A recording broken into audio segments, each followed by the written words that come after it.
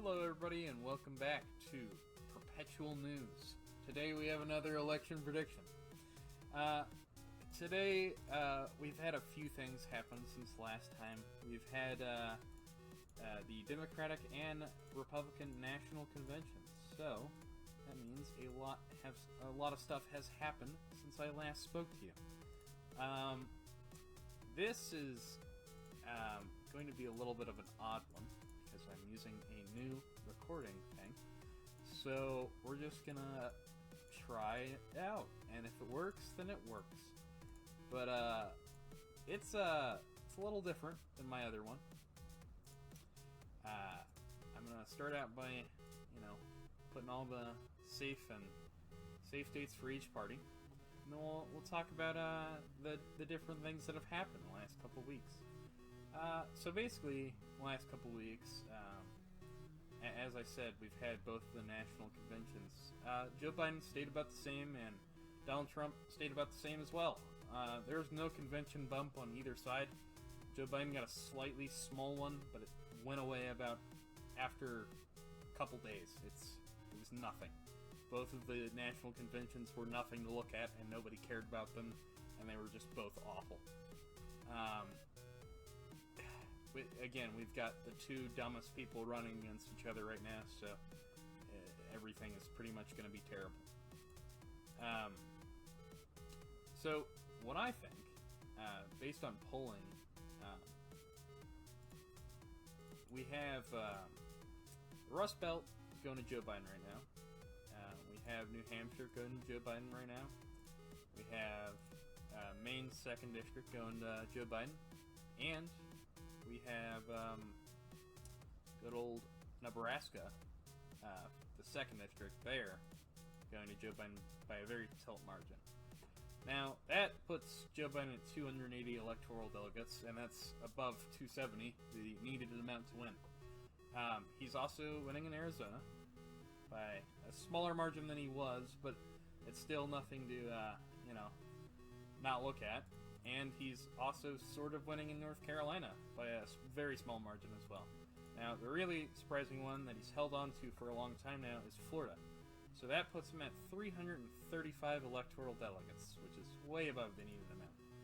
Now, despite what a lot of people are saying, Texas is 100% going to go red. There's no doubt about that in my mind. Same with Georgia and same with Ohio.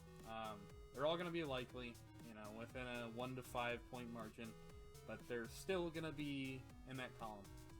Now, this is based on polling, and that puts 335 delegates for Joe Biden and 203 for Donald Trump. And I think by the time the election comes to fruition fully, we're actually going to see a lot less of that going to Joe Biden. I think North Carolina and Arizona will actually go back to the Republicans in the end, giving 309 electoral delegates to Joe Biden and 229 to Donald Trump. Now, that's way, way better than he could have hoped for. Right now, it does not look good for Trump, and I try to say that as unbiased as possible. Although I do consider myself left-leaning, Trump is not in any good position for any president. He has the lowest approval rating at the time of re-election of any president ever. He has the coronavirus epidemic. He has the Black Lives Matter rallies happening outside his front door. Every day we get another story about how a white police officer has gunned down a black man, and that is just simply not going to work for him. He really has to step up his coronavirus game, and what I mean by that is he's got to get rid of coronavirus if he expects to win the election. I would say that there is a small possibility that he, wins Florida. Well, that puts a lot of pressure on Biden.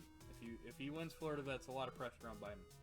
Now, if he wins Wisconsin as well, that only gives Joe Biden a 270 to 268 advantage. Now, he wins Nebraska's 2nd district. Well, look at that. Look at that. Unfortunately, if it's 269 electoral delegates to 269 electoral delegates, then the House of Representatives is called in to swear in a president. Now, in that situation, Donald Trump would win because it's not based on how many representatives you have, because if so, the Democrats would win. Each state gets one vote, and the representatives inside that state get to decide who wins the election. Now, Trump would win by just having a sheer more amount of states, despite the population not being in his favor. That would be a terrible scenario for America. We might have a few protests after that. But that's not exactly what I'm predicting. I do think Florida will be likely, and I don't think exactly like... I do think Nebraska's 2nd district will go to Biden, but it is going to be very small of a margin. So is Maine. It's going to be a lot more smaller than what the average person would think. But here's what I got so far: 309 electoral delegates to 229, and that is my current prediction. As you can see, Joe Biden has narrowed up slightly, but he's still got a massive lead. There's still some...